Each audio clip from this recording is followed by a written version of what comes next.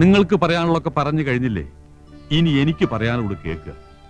കുടുംബം നന്നാക്കുന്നതും നശിപ്പിക്കുന്നതും പെണ്ണുങ്ങളാണ്. എല്ലാത്തിനും തുടക്കം കുറച്ച് ഇവരാ. അമിട്ടിന് തീ കൊളുത്തിയിട്ട് ഞാനൊന്നും അറിഞ്ഞില്ലേ രാമനാരായണ എന്ന് ഭാവിച്ചാലോ അത് പൊട്ടും. ആസ്ഥാനത്താണെ കൂര വരെ നശിച്ചു എന്ന് വരാം. കത്തി നശിച്ചിട്ട് വാവിട്ട് നിലവിളിച്ചിട്ട് എന്താ കാര്യം? ഒരു നടി വരുന്നു എന്ന് പറഞ്ഞ് എന്തൊക്കെയാ ഇവരിവിടെ കാട്ടിക്കൂട്ടിയത്. നക്കാപ്പിച്ച ശമ്പളക്കാർക്ക് എന്തിനാടോ ടിവിയും ഫോണും ഫ്രിഡ്ജും ഒക്കെ? മേടിച്ചു കൊടുത്തില്ലെങ്കിൽ സത്യാഗ്രഹം. എങ്ങനെ മേടിച്ചു? പണം പലിശക്കെടുത്തും പണ്ടം വിറ്റുമൊക്കെ. തോപ്പിൽ കുടുംബത്തിന്റെ അന്തസ്സ് നീ കളഞ്ഞോടി. ഇല്ല തോപ്പിലാനെ, മുൻഷി ജീവിച്ചിരിക്കുമ്പോ അങ്ങനെയൊന്നും സംഭവിക്കില്ല.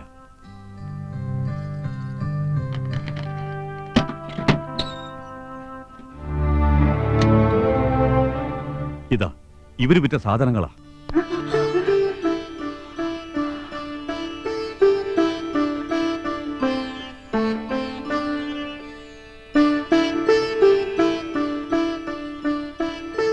എല്ലാം ഞാൻ പണം കൊടുത്ത് ഇവരറിയാതെ തിരികെ വാങ്ങിച്ചു വെച്ചതാ. എന്താ ഇപ്പൊ എല്ലാവർക്കും മനസ്സിലായില്ലേ മക്കളുടെ മഹത്വം? അപ്പൊ തന്റെ മക്കൾ ചെയ്തതോ? ഒരു സിനിമാ നടിയുടെ വെളുപ്പ് കണ്ടപ്പോ ഭാര്യയും മക്കളെയും ഉപേക്ഷിച്ച് അവരുടെ പിന്നാലെ പോയില്ലേ? തന്റെയും മക്കളുടെയും പേരിൽ ക്രിമിനൽ കേസ് എടുക്കേണ്ടതാ. മകളെ കെട്ടിക്കാൻ പ്രായമായി. അപ്പോഴാ ഹിന്ദിവാദ്യാരുടെ ഒരു പ്രേമം. ഈ ബന്ധം വേർപെടുത്തണം. സദ്യക്ക് ഒരു വക പ്രഥമം മതിയെന്ന് ഞാൻ പറഞ്ഞപ്പോ എല്ലാവരും കൂടെ ചേർന്നത് മൂന്നാക്കി. ഒക്കെ നഷ്ടമായില്ലേ? അതൊക്കെ താൻ തരുവോടോ? തരാം, ഒന്നും നഷ്ടമാവില്ല. എന്റെ മക്കൾ അങ്ങനെ വഴി തെറ്റില്ല. അങ്ങനെയാ ഞാൻ അവരെ വളർത്തിയത്. അപ്പൊ ഞങ്ങക്ക് വന്ന കത്തോ? കത്ത് കാര്യങ്ങൾ കൈവിട്ടു പോണൂന്ന് കണ്ടപ്പോ ഒരു സൂത്രപ്പണി ചെയ്തതാ.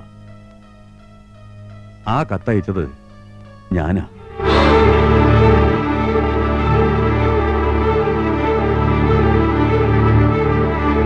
അതമ്മ മക്കളെ രക്ഷിക്കാൻ വെറുതെ പറയാ. അല്ല, നിങ്ങളെ രക്ഷിക്കാൻ വേണ്ടി ചെയ്തതാ. മത്സരിച്ച് ഭർത്താക്കന്മാരെ ഉന്തിത്തള്ളി വിടുകയായിരുന്നില്ലേ നടിയുടെ കൂടെ കൂടാൻ. ഒരു കുടുംബം മുഴുവൻ വഴിയാധാരമാവും നോക്കി നിൽക്കാൻ എനിക്ക് കഴിഞ്ഞില്ല. നേരിട്ട് പറഞ്ഞ വില പോവില്ലെന്ന് കണ്ടപ്പോ കത്തയച്ചു. ഇതാ ഒറിജിനൽ. നിങ്ങൾക്ക് കിട്ടിയതിന്റെ ഫോട്ടോ കോപ്പി.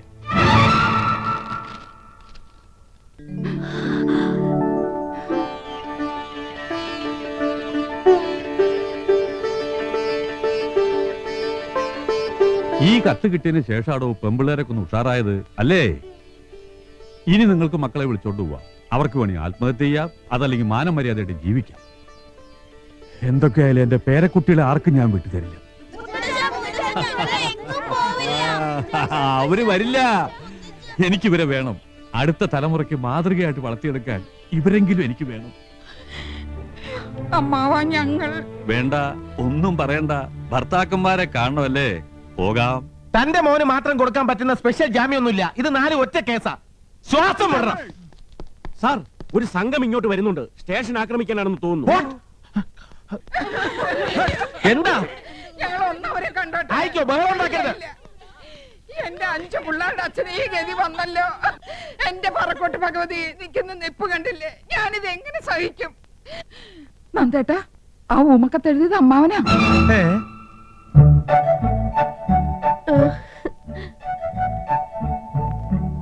എന്റെ പൊന്നു ചേട്ടനെ പോലീസുകാര് ഒരുപാട് അറ്റാച്ച് ചെയ്തോ? എല്ലാം ഞങ്ങളുടെ തെറ്റ. സ്വന്തം നിലമറന്ന് ആഡംബരം പൊങ്ങച്ചും കാട്ടിയതിന് ശിക്ഷ ഇനിയൊന്നും ആവർത്തിക്കില്ല. ഞങ്ങൾക്ക് മാപ്പ് തരണം. സത്യം എന്താണെന്ന് ബോധ്യപ്പെട്ടപ്പോ നിങ്ങൾ ഞങ്ങൾക്ക് മാപ്പ് തന്നു. പക്ഷേ ഈ പോലീസുകാർക്ക് ഇനിയും അത് ബോധ്യപ്പെട്ടിട്ടില്ലല്ലോ. എള്ളോളം കളങ്കം നമ്മുടെ മനസ്സിലും ഉണ്ടായിരുന്നു അല്ലേ നന്ദേട്ട കൃഷ്ണേട്ടാ? അതാ സത്യം. അതായിരിക്കും നമുക്ക് ഈ ശിക്ഷ കിട്ടിയത്.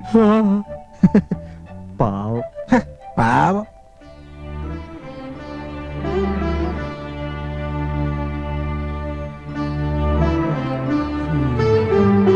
അച്ഛാ, എങ്ങനെയെങ്കിലും ഞങ്ങളെ മോചിപ്പിക്കണം. കുട്ടികളെ കാണാൻ ധൃതിയായി. 5ഉം 6ഉം വയസ്സുള്ളപ്പോഴാ എന്റെ മക്കളെ ഈ വേഷത്തിൽ കണ്ടിട്ടുള്ളത്. ഇപ്പൊ വീണ്ടും കാണാനുള്ള ഭാഗ്യം എനിക്ക് ഉണ്ടായല്ലോ. സാറേ, എന്റെ മക്കളെ കൂട്ടിക്കൊണ്ട് പോയിക്കോട്ടെ. ക്ഷമിക്കണം സാർ, യമുന റാണിക്ക് ഇനിയും ബോധം തെളിഞ്ഞിട്ടില്ല. അവരുടെ മൊഴി എടുക്കാതെ എനിക്കൊന്നും ചെയ്യാൻ നിവർത്തിയില്ല.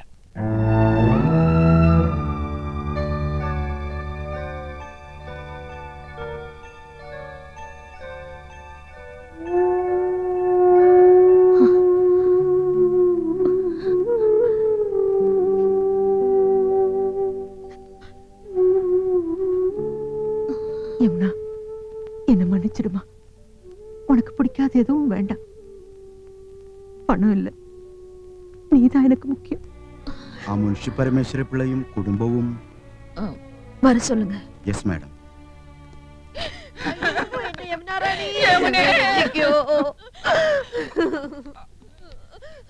ഞാൻ മുൻഷി പരമേശ്വരൻ പിള്ള, ശാന്തി നിലയത്തില്. എന്റെ മക്കള് ഒരു ആപത്തിൽ അകപ്പെട്ടിരിക്കുക. യമുനാ റാണിയുടെ ആത്മഹത്യാശ്രമത്തിന് കാരണം இப்படி எல்லாம் நடக்கும்னு நான் எதிர்பார்க்கவே இல்லை. അനിയും കുട്ടിയും പോലീസുകാർ പിടിച്ചോണ്ട് പോയി. ഞങ്ങളുടെ ആണുങ്ങളെ തെറ്റുകാരല്ലെന്ന് പോലീസിനോട് പറയണം. പറയാം. ஆனா நீங்க எனக்கு என்ன தருவீங்க? യമുനാ റാണിക്ക് തരാൻ ഞങ്ങളുടെ കയ്യിൽ എന്താ ഉള്ളത്? Manager, yes madam. நான் இந்த ஊருக்கு வந்ததுல இருந்தே உங்க வீட்ல ஒரு கதையே நடந்திருக்கு. விறுவிறுப்பான கதை.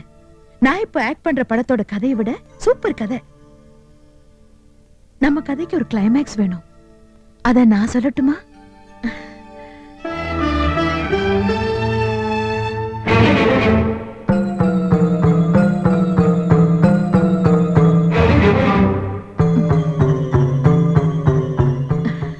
வாங்க.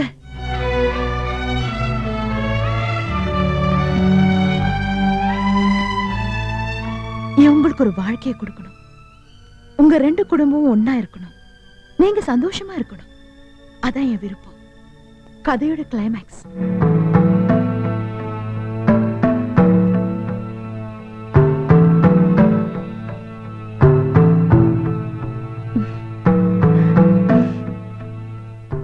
என்ன தயக்கம்?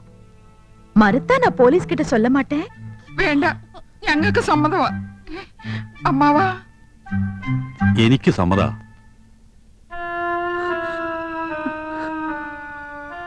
நீங்க என்ன சொல்றீங்க? സമ്മതമാണെന്ന് പറയൂ. നമ്മുടെ മോന് വേണ്ടി. എന്തോ ആയിക്കോട്ടെ.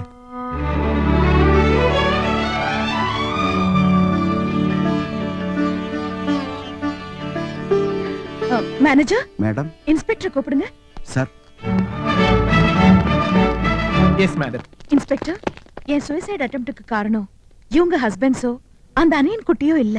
പിന്നെ ആരാ? ഞങ്ങള് ദേശപത്രത്തിന്റെ. சாரி, അത് എൻ കുടുംബ പ്രശ്നം. എനിക്ക് അതൊന്നും അല്ല പ്രശ്നം. യമുനാ റാണി രക്ഷപ്പെട്ടല്ലോ. അവരെ നാലുപേരെയും വിട്ടയക്കാനുള്ള ഏർപ്പാട് ഞാൻ ചെയ്യാം. ആദ്യം ഗുരുവായൂർ വരെ ഒന്ന് പോണം. ഒരു നേർച്ചയുണ്ട്, ശയന പ്രദക്ഷിണം. വരട്ടെ. டைரக்டர் சார், ப்ரொடியூசர் சார், நாளையில இருந்து ஷூட்டிங் பிளான் பண்ணிக்கங்க. நான் ரெடி. Thank you.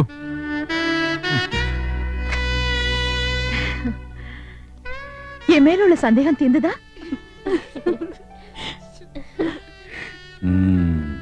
இந்த ஸ்ரீகிருஷ்ணபுரமும் சாந்தி நிலையமும் நீங்க எல்லாம் என் இதயத்துல இருக்கீங்க. மறக்க மாட்டேன். ஒரு நாளும் மறக்க மாட்டேன்.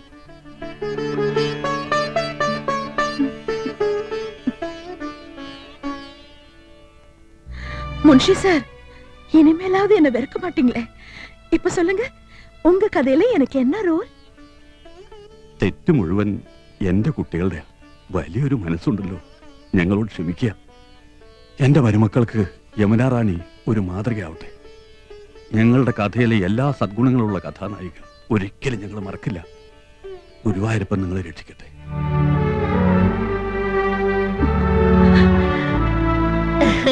അങ്ങനെ എല്ലാ ഹാപ്പി ന്യൂ ഇയർ ആയി.